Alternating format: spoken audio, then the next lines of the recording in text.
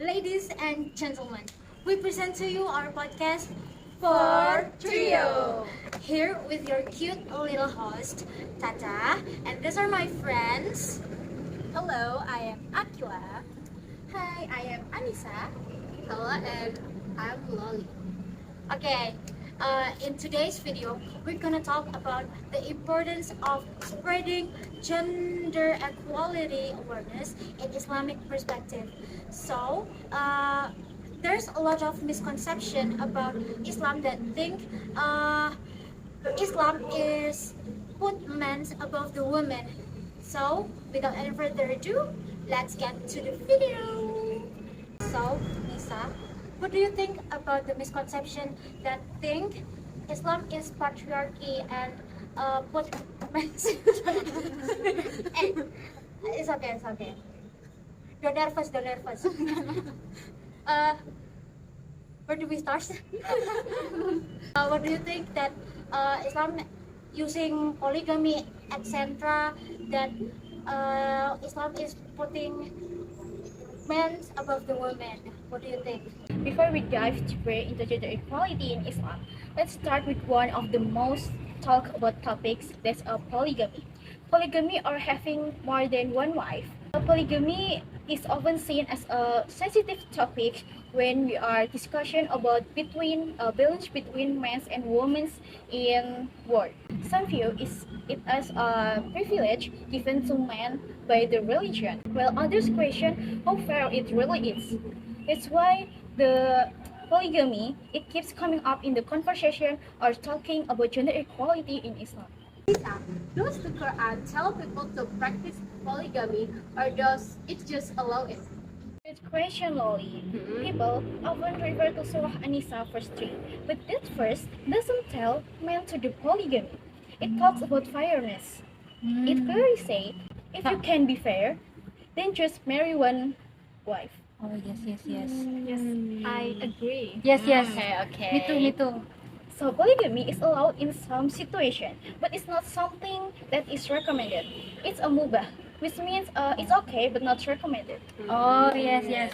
I understand now. Yeah. Yes. But what if polygamy hurts the wife emotionally?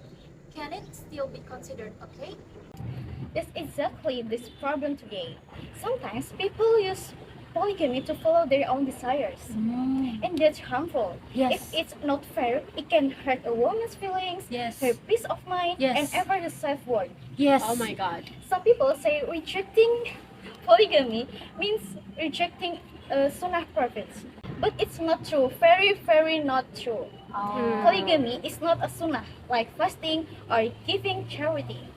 So if it causes harm or unfairness, it's not something we should support in the name of religion. Yes. I agree. I totally agree. Thank you. That's very mindful.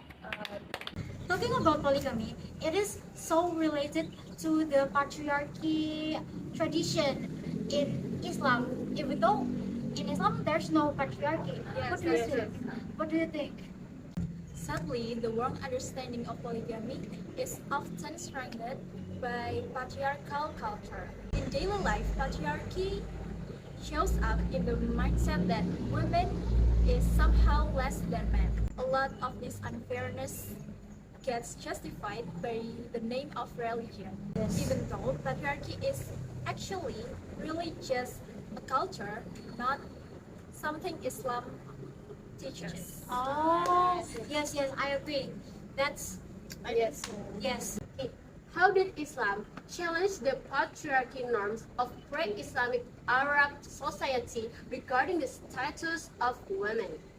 Okay, so Islam came as a moral and social revolution that lifted up the status of women, especially in the middle of Arab society, which is very patriarchy. Back then, women didn't have the right to inherit, were sometimes buried alive as babies, and were seen as a burden.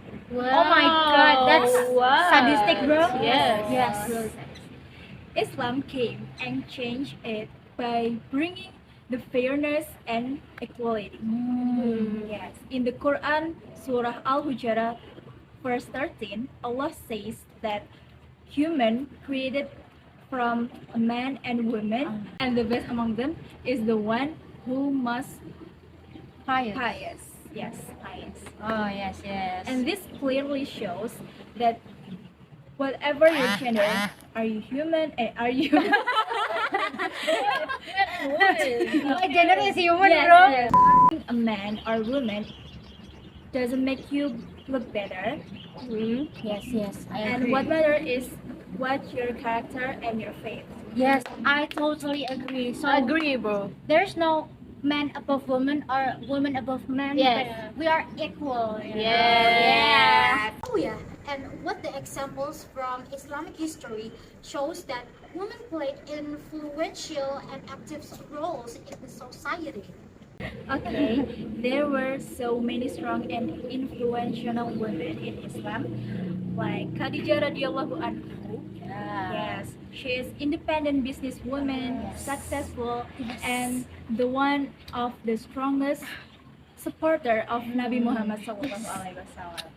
Yes. Her boss. And then Aisyah radiallahu anhu was not just the Prophet's wife, but she was a major scholar and narrated hundreds of hadiths. Masya Allah. Wow. And also, there's Nusaybah bin Ka'ab who actually fought on the battlefield, and Asma bin Abu Bakar who played a key role during the Prophet's migration. Yeah. These amazing women are proof that Islam never limited women or men, but as long as they held onto their value and their faith. Yes. So we're talking about the equality of women and men. There's also the equality about modesty, aurat. So what do you think, Lali, about the modesty? Is it only women should cover their body, or men have to cover their body too? So there's a lot of cases about that.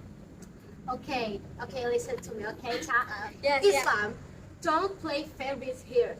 Men and women gotta keep it halal for real. For sister, I'll read everything but faces and hands around non-mahram. Yes. For bros, it's never to knees. But society is wild, always grilling women's feet, Yes. but letting dudes slide. Yes. That's right. Yeah. Okay. Yes. Modesty ain't just clothes.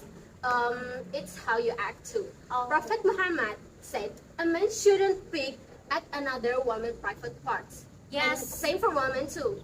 That's a call for everybody to lower their gaze and keep it chill.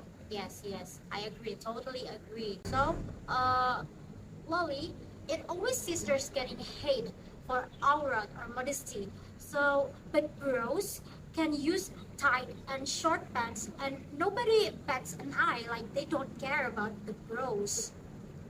Okay. Girl, it's a double standard. Society got this weird focus on women clothes, like their aurat is the only one that matters. Yes. But Islam's clear. Dude got it covered too. Never to knees, no exception.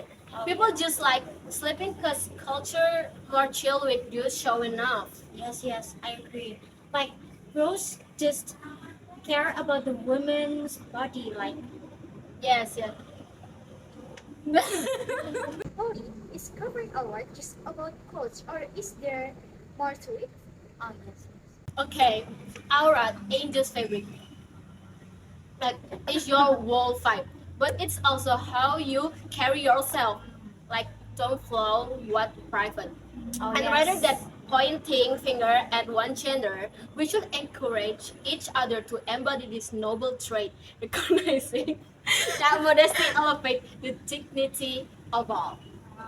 And by the way, talking about aurat or modesty, there's a lot of people debating about the allowing the trans women into the women's toilet, like you know, like oh my god, like the existence of LGBT actually doesn't respect the gender equality, because men who feel like women actually take away the woman's right. And then just imagine if trans women are allowed to enter freely into women's toilets. What if there's a Muslim woman like the sisters wearing a hijab or hijab? Wearing the hijab or scarf, who is unaware of the situations. Like she is taking off her hijab or scarf, but is too seen by the men who feels like they are women. Like, oh my god, that's creepy. That's you know? her aura, You know, that is not a mahram, you know, and it's still forbidden in law.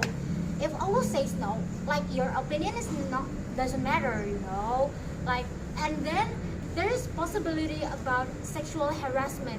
Like sexual harassment cases could be also more rampant because many straight men pretend to be gay, trans, or genuine women.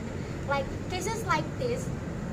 I know you're shocked, girl. It's okay. I was shocked. Like cases like this have even been many without any rules that trans people are allowed to enter the realm of real women.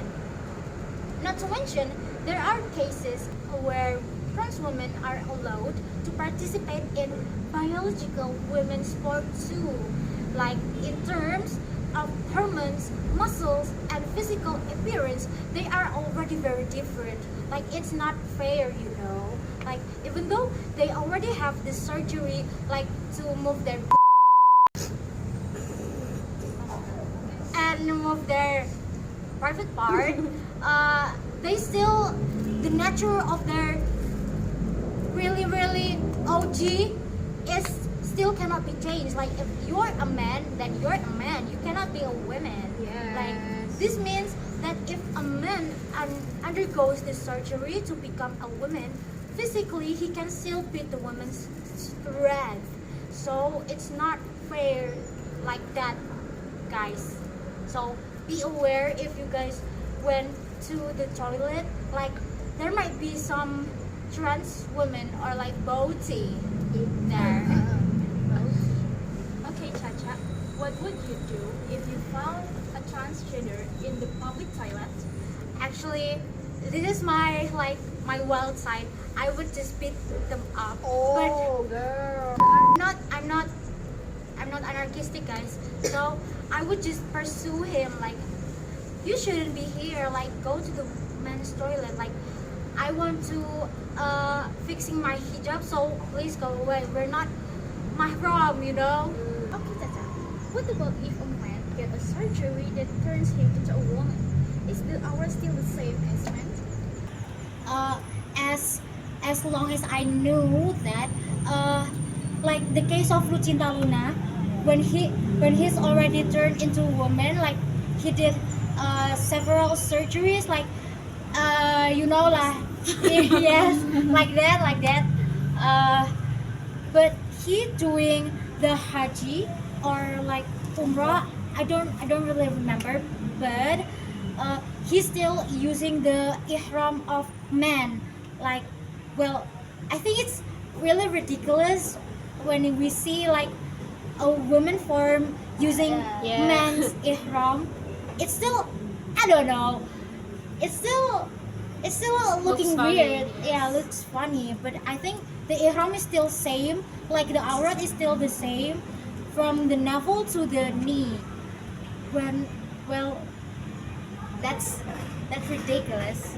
Cannot imagine if you know, like a man turning into a woman and then they're just using sarong and then the top is not using the top, like just see the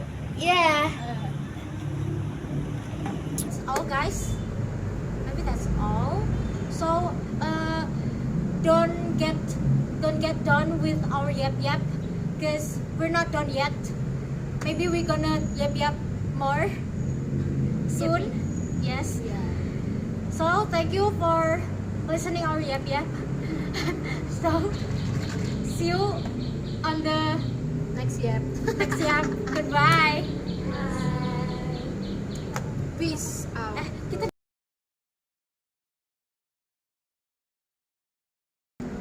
One, two, three.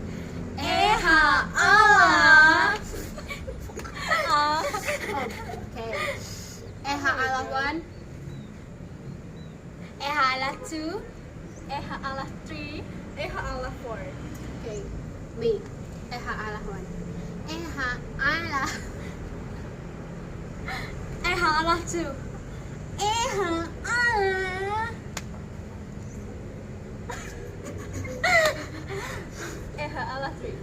Eha Allah. Eha Allah 4. Eha Allah.